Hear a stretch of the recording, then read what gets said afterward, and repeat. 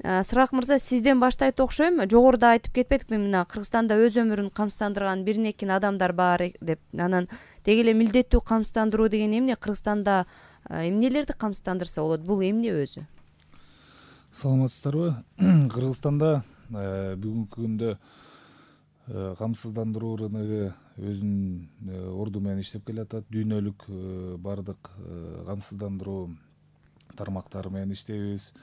Анан кайра камсыздандыруу компаниялары менен келишимдер түзүлгөн.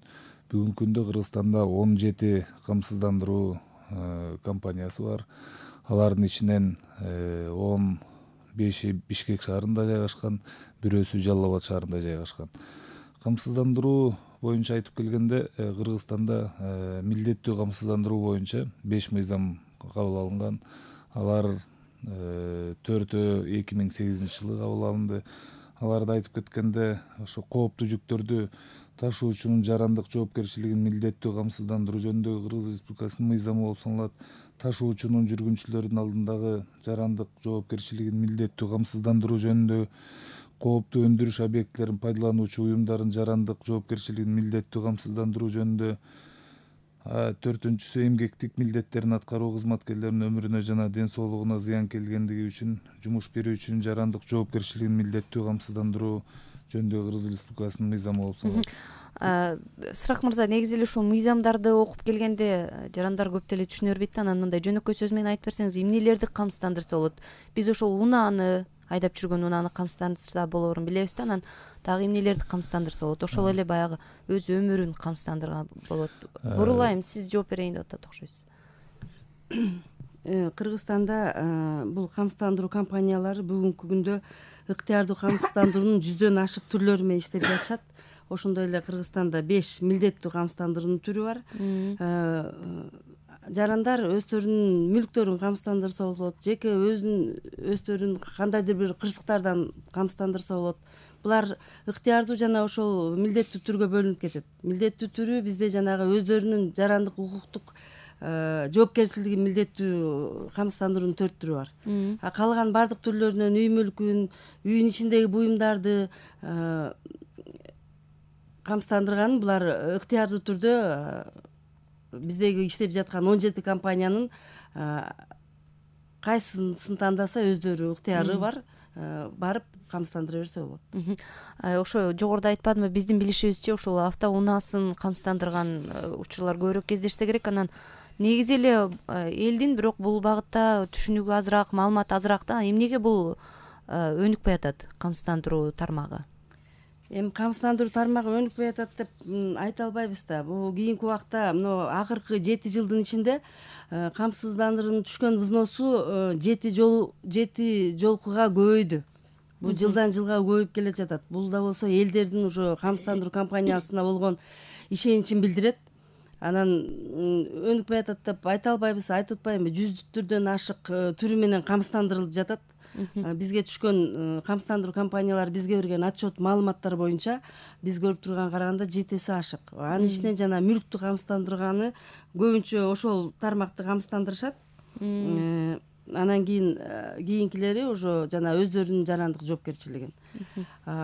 Камсыздандыруу өнүгүп атат. Камсыздандыруу компанияларынын активдери жылдан жылга көбөйүп атат. Булардын баардыгы ошо эл уже камсыздандырууну билип, компанияларга ишеними артып атат десем болот. Сырак мырза, сиз кошуласызбы? Ошо чын эле өнүгүп атасыздарбы аябай?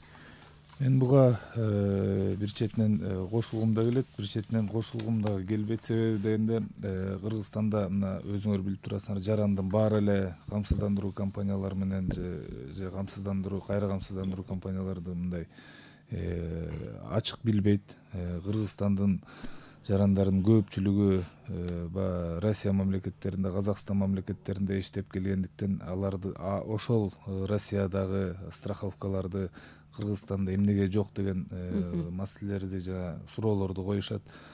Мунун эң негизги бир ушу калктын арасындагы камсыздандыруунун ролун жогорулатуу мыйзамынын бири болуп бул унаа камсыздандыруусу болуп саналат. Муну баарыбыз деле билебиз. Россияда ОСАГО деп дээрлик автоунаалардын баары камсыздандырылат. Анан Кыргызстанда ушул мыйзамдын жокчулугунан дагы бир камсыздандыруу рыногуна, ушу камсыздандыруу секторуна ишенбечилик жана буга мындай иштешип көрбөгөндүк ошондон чыгат окшойт деп ойлойм. Азыр угарманыбыз бар, саламатсызбы? Сизди угуп атабыз. Алло, саламатсыздарбы? Айта бериңиз. Атым Жылдызбек, Бишкектен. Мен айтайын деген мындай да, сиздерди угуп отуруп, камсыздандыруу атасында да, мына камсыздандыруу деген, мисалы Россия же башка мамлекеттерди карасаңыздар, кандай деңгээлге өнүккөн да, жетишкен. А бизде мисалы жетишерлик деңгээлде булардын жарнамасы же кайсыл жерде эмне болуп атат, мындай бир эмелери мындай ачык, көпчүлүк мындай карапайым элдерге деле жетишерлик да, чындыгын айтайын. Мен бир районго барып же башка жерге барсак, мен мисалы бир айда деле бир мындай үйүн камсыздандырган же болбосо машинасын камсыздандырган дегенди мен уга элек экем да. Анан сиздер эми баягы 6 жыл, 10 жылдан берки статистиканы акырын айтып атасыздар. Азыркы күндө мен ойлойм да, ушу бажы экономикасын киребиз деп атабыз. Же ошондой ушундай мөмө жемиш баардык кымбаттап турган маалда мен ойлойм да, ушуну же болбосо мындай жакшылап жарнага чыгарып, жакшы эмелерин көрсөтүрүп, мындай брошюралар чыгарып, бирге жетишерлүү кылып жетишер керек дейм да. Рахмат. Чоң рахмат. Ушул пайдасы жөнүндө балким элге дагы көбүрөөк маалымат берүү керектир. Угармандардын эсине бизде 316163 номери иштеп атат. 316163. Эгер сиз дагы ушул темага байланыштуу суроо узатам десеңиз же пикир айтам десеңиз, ушул номерларга чалсаңыз болот. Ошондой эле Азаттык чекит KG сайтынан онлайн түрүндө дагы биздин берүүнү көрө аласыздар. Бүгүнкү талкууга депутат Сайдулла Нышанов, камсыздандыруучу ассоциациясынын жетекчиси Сыргак Кенжебаев жана финанс рыногун жөнгө салуу көзөмөлдөө мамлекеттик кызматынын өкүлү Бурул Калматова катышууда. Сайдулла мырза, мына айдоочулардын жана автоунаа ээлеринин жоопкерчилигин камсыздандыруу көп өлкөлөрдө ошол жогоруда угарманыбыз дагы айтты, милдеттүү түрдө жүргүзүлөт. Анткени ушу мамлекет автокырсыктан жапа чеккендердин зыянын төлөп берүүнү ушундай жол менен ишке ашырып кепилдик берип турат эмеспи? Анан мындай мыйзам кошуна өлкөлөр Казакстан, Өзбекстан, ошол эле Тажикстанда дагы эбак эле кабыл алынган экен. Кыргызстанда бул эмнеге жакшы ишке ашпай атат дейсиз? Саламатсыздарбы, урматтуу радио угуучулар? Мына жогоруда бир топ сөздөр айтылып өттү. Бунун башкача маңызы бар да. Биздин өлкөдө, Кыргызстанда өзгөчө, эл мунга ишенбейт биринчиси. Экинчиси, буну бир өзүнчө акча топтоонун жолу деп эсептеген адамдарыбыз көп. Ошол эле мезгилде, эгерде Кудай сактасын кырсык болсо, бул акчаны өндүрүп алып, жылдап соттошкондон көрө алар ошондой страховка кылбай эле, камсыздандырбай эле жүрөйлү деген пикирлер көп. Менин оюмча, буну бир мындай жакшы эл түшүнүп, ошо эл кабыл ала тургандай болгудай кылып иштеш керек. Менин жеке пикиримде бүгүнкү күндө бул мындай ошол элдин кызыкчылыгы эмес, бир определенный адамдардын өзүнүн тирикчилигин өткөргөндүгүнө эле байланыштуудай сезилет. Мисалы, камсыздандырганда кандай камсыздандырыш керек? Булардын чогулткан акчалары канча? Элге канчасын кайтарып берип атат?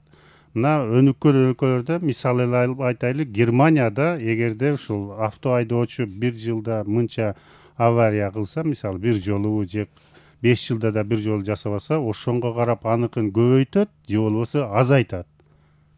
Бизде баарын камсыздандырса болот, бирок төлөп берген эч ким жок. Сиз аны соттошукча же өтө жогорку деңгээлдеги юрист болушуңуз керек, же болбосо сиздин убактыңыз ошол сот менен башка жерде өтөт. Эл бүгүнкү күндө ошонго даяр эмес. Аны каалабайт дагы. Эгерде элде ишеним болсо, эл бүгүн даяр деп ойлойм да. Кане ар бир айдоочу өзүнүн машинесин ар дайым ушул камсызданган мезгил болсо, ушул эгерде бир кокустук болсо, ошону ошол жерден мындай кеткен каражатын тургузуп бергенге. Мисалы, эң эле жөнөкөй айтайлы, Бишкекте бир топ үй куруучулар бар. Жанагы элитный квартира деп коебуз го. Ошолордун эң популярный, эң элге авторитети жакшылары бар экен, Авангард, тигил бул деген. Ушулардын үйлөрү фундаменти куюлганда эле сатылып кетет экен да. Же болбосо фундаменти куюла элек мезгилде эле.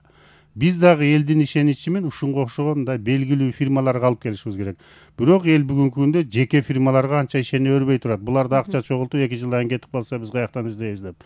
Башында может быть жанагы 50% мамлекет, 50% ушул жеке ишкерлер менен кошулуп бир жасап жолун издебесе бүгүнкү күндөгүдөй эле мындай жөн эле чогултуп отура бергенге эл макул эмес. Эл мунга дагы көнбөйт. Кошумча бир баш оору катары кабыл алышат турбайбы азыр? Жөн эле акчаны берип койгондо ойлошот да. Мына азыр сиз сурап берип көрсөңүз болот, мына ушул менин жанымда келгендерден. Былтыркы жылы канча сумма чогулду? Азыр биз угарманды кабыл алып коелу, анан кийин талкуубузду уланталы. Саламатсызбы? Алло. Сизди угуп атабыз, айта бериңиз. Саламатсыңар. Мен Нарындан Керимбай Зекенович. Бул камсыздандыруу деген чындыгында аябай зарыл нерсе. Эл муну жакшы толук түшүнө албай атат да.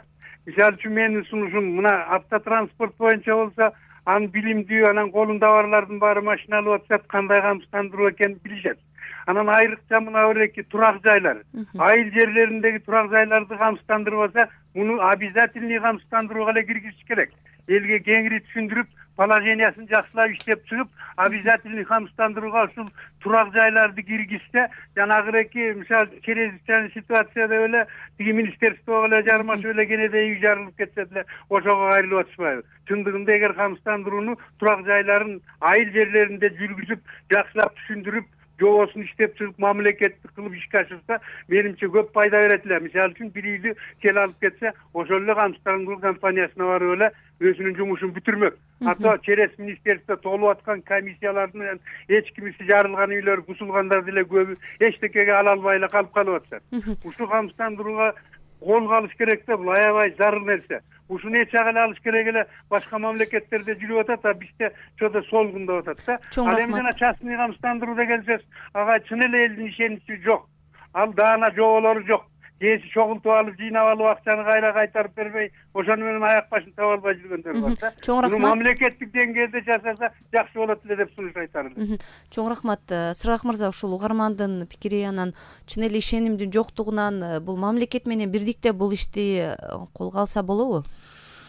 Эң туура суроо болду. Жанагы турак жайларды милдеттүү түрдө камсыздандыруу бул башка өлкөлөрдө, өнүккөн өлкөлөрдүн баарында бар, баарында катышат.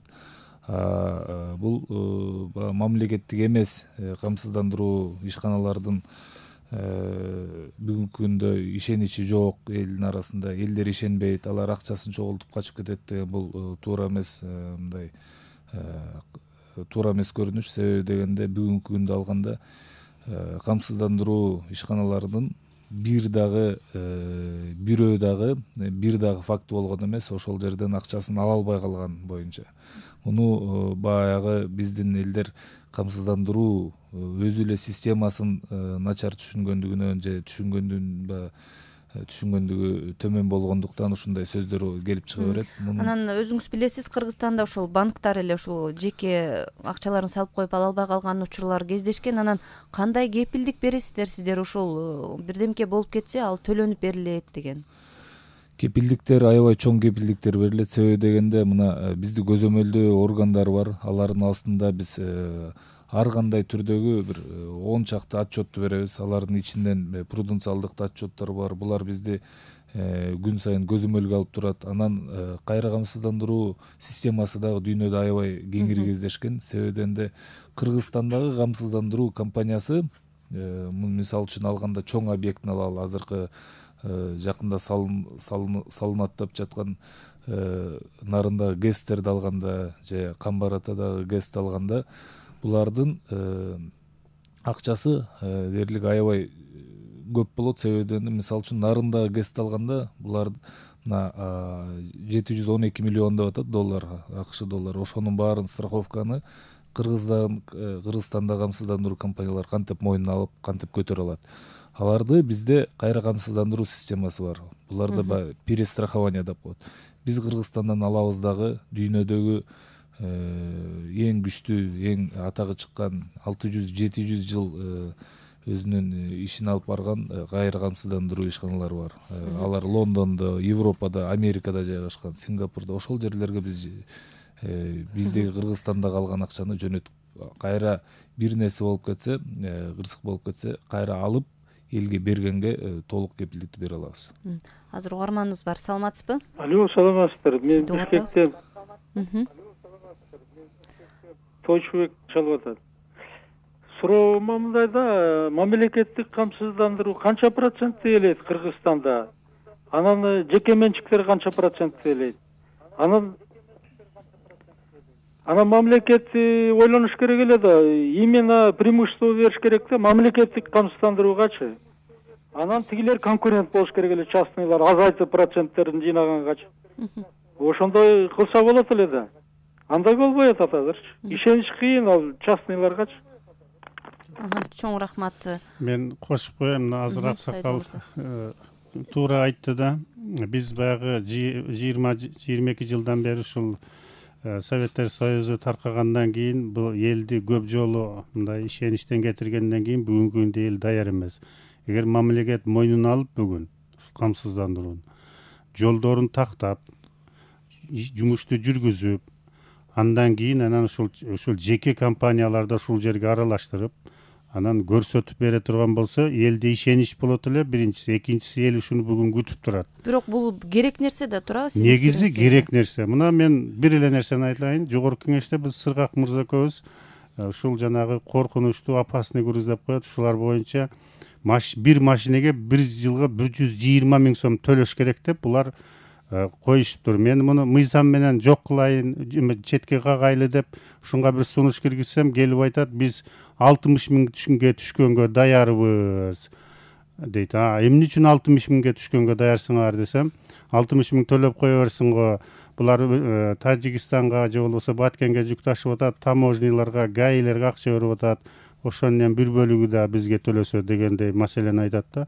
Мен мындай өтө таң калыш менен буну кабыл алдым, себеби 120 000 анан 60 000 булар түшүрүп ушул элдин бардык ырыскысын дейбизби, коопсуздугун дейбизби, ушундай нерселерди булар отуруп алып бир жерде эле чечип анан каалагандай сумманы чогултуп, кааласа берип, кааласа ала бере турган бул мындай элдин арасында өтө туура эмес ойду, пикирди пайда кыла турган нерсе да. Ошондуктан бунун нормасы болуш керек.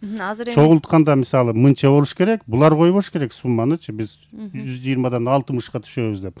Ошол кеткен чыгы, мисалы Кудай сактасын, ошол бир авария болсо, ошону төлөп бериш. Же болбосо, эгер авария кылбаса кандай болот? Андан кийин ал сумманы ошол төккөн кишиге дагы мен точно билем, бул 120 000 сом, бул мындай туура эмес сумма. Аны төлөгөндөн көрө ал иштебей эле койгон оң да. Ошол грузовой машинесин иштетпей эле койгон жакшы. Ошондуктан биз ошол биздин кардарларга, биздин жарандарга дагы ылайыктуу сумманы коюшубуз керек. Анан бизге мынча туура келет деп айтсак, бул өтө туура эмес. Бүгүнкү күндө буну булар через гай кылып алып, элди бир топ мындай нааразычылыкка алып келип турат. Мен ойлойм, бул дагы бир мезгилде чыгат го сыртка деп. Камсыздандыруунун суммасы кандай иштелип чыгат? Бурулайым же Сыргак мырза экөөңүз? Камсыздандыруу системасынын суммалары муну актуарий деп коет. Актуарий бул атайын специалист по расчету тарифов дейт. Атайын ошо камсыздандыруу тармагында болгон адистер. Булар эң биринчиден статистиканы сынайт. Мына Сайдулла мырза айткандай, коркунучу бар жүк ташуучулардын 120 000 сом деген жылдык акчасын бул өкмөттүн токтому менен келип чыккан. 2008 жылы кабыл алынган мыйзам негизинде 2009 жылы тариф бекитилип, ошондон кийин бүгүнкү күнгө чейин бизде мындай же иштеп же иштебей отурат. Себеби бул негизи мыйзамды алып келгенде баягы Кумтөр окуясынан кийин, сианет төгүлүп кеткен окуядан кийин чыккан мыйзам өзү. Себеби дегенде ошол жерде мамлекет, Кыргыз мамлекети 40 миллион доллардан жогору акчаны жөн эле элдерге мындайча айтканда чыгым болуп калганда, элдердин ден соолугун, элдердин ошол жердеги элдерди чыгарып кетип, кайра алып келип социалдык маселелерин чечкенге. Анан бүгүнкү күндө баарыбыз эле билебиз, мына бир жылдын ичине алганда Бишкек Ош жолунда, Бишкек ошо көбүнчөсү эле күйүүчү майларды ташуучу унаалар болуп саналат. Булардын бир 10дон ашык фактылар бар. Мына акыркы фактын алганда бир жума боло элек, бул айылдын ичинен пахта склады өрттөнүп кетти. Ошондой эле бул жерде акчаны бизге 120 000 сом төлөп бергени менен биздин жоопкерчилигибиз 12 миллионго бааланат да, барабар болот. Себеби дегенде ар кандай кырсык болушу мүмкүн.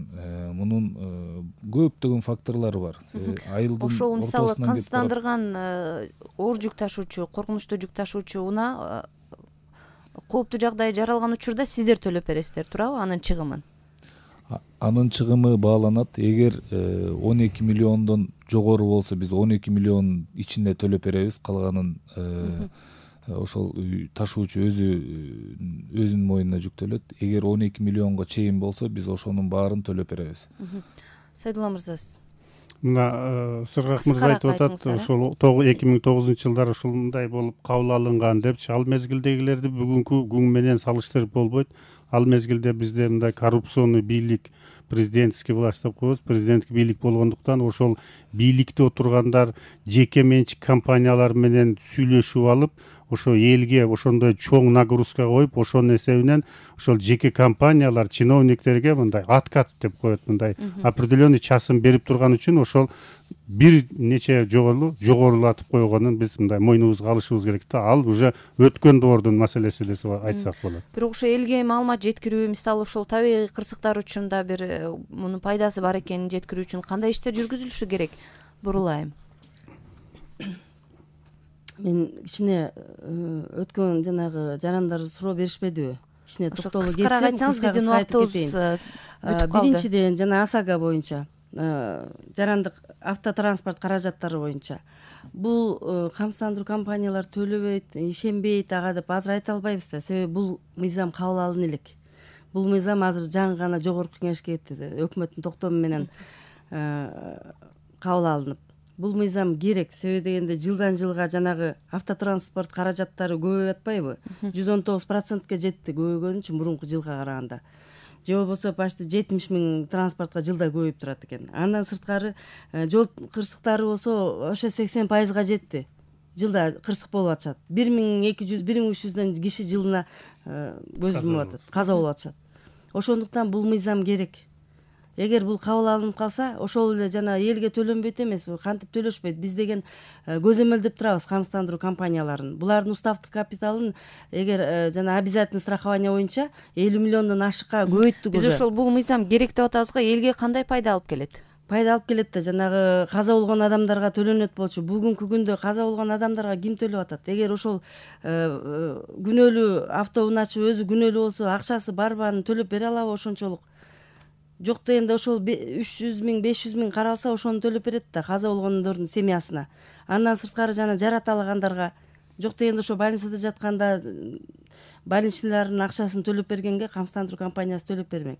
Андан сырткары дагы бир суроо болду, жана үй мүлктөрдү камсыздандыруу, үйлөрдү камсыздандыруу боюнча. Буну жана Архстрой деген мурун мыйзам киргизген, бирок жогорку кеңештен кайра кайтып келген ал мыйзам. Азыркы күндө ведомстволор аралык комиссиясы түзүлүп, биздин ведомствода бул мыйзам каралып жатат бүгүнкү күндө. Сыргак мырза, аз да болсо Кыргызстанда баары бир бул тармакка барып атабыз болуш керек. Анан канчадан бар ушул страховка кылып өзүнүн камсыздандырган? Мындайча айтканда, ар бир 17 компаниялардын канча кишилер менен келишимдери бар экенин мындай толук айта албайбыз, бирок мындай орто эсеп менен алганда 100 000ден ашык адам бар камсыздандыруу системасынын багы айрылып ошолор менен иштешип жүргөн. Бир жылда 1 миллиарддан ашык 17 компания акча чогултат. 1 миллиард сомдон ашык. Мен ойлойт элем, ушу унаа милдеттүү түрдө унаа камсыздандыруусу мыйзамы кабыл алынып ошол кирип калса, бул эң биринчиден элдин арасындагы ишенимди жогорулатуу боюнча эң биринчи кадам ушул болот эле. Экинчи ошо элге анын ошол пайдасын жогоруда айттым эле, пайдасын дагы көбүрөөк айтсак жакшы болот эле. Сайдулла мырза, 20 секунд убактыңыз калды. Бул боюнча мен бир тактоо киргизип коеюн. Биз жогорку кеңеште караганда булар миллиард сомдон ашык акча чогултканын билдик. И ошонун 10%ын эле элге кайра страховка менен ошол камсыздандыруу менен кайтарып берет экен. Калган акчаны налог тиги бул жактарын төлөп эле, калганын чөнтөгүнө салып сайрандап жүргөндөй сезилди. Ошондуктан эл бүгүнкү күндө мындайга даяр эмес. 10% деген бул аз. Чынбы Бурулайым? Кыска. Жок, туура эмес бул. Себеби дегенде 1 рахмат. миллиардка жакын акча топтолгону менен тиги элден эгерде камсыздандыруу окуясы болбосо, биз кырсыгы ушуну болбосо эмнеге талкуубузду төлөнүш керек? жыйынтыктайбыз. Биздин бүгүнкү талкууга Жогорку Кеңештин агрардык саясат, суу ресурстары, экология жана аймактык өнүгүү боюнча комитеттин төрагасы депутат Сайдулла Нышанов, камсыздандыруучулар ассоциациясынын жетекчиси Сыргак Кенжебаев жана финанс рыногун жөнгө салуу жана көзөмөлдөө мамлекеттик кызматынын бөлүм башчысы Бурул Калматова болду. Берүүнү мен Канымгүл Элкеева алып бардым. Азаттыктын кийинки берүүлөрүнө кайра жолукканча аман туруңуздар.